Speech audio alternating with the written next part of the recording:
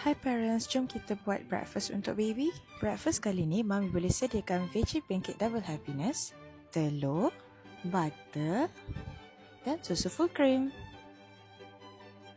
Mudah je tahu resepi kali ni. Just gunakan 3 sudu besar serbuk pancake. Tambah dengan 40 ml air susu, telur dan butter. Kacau sampai tekstur seperti yogurt.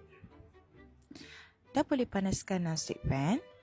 Tunggu sampai panas, dah boleh tuang je alunan pancake double happiness. Dah perang dah tu, dah boleh terus angkat je. Dah boleh serve bagi baby makan.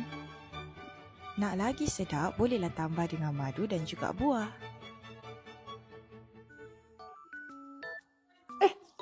Dah siap tu Mami, lupa nak beritahu. Jangan lupa buat.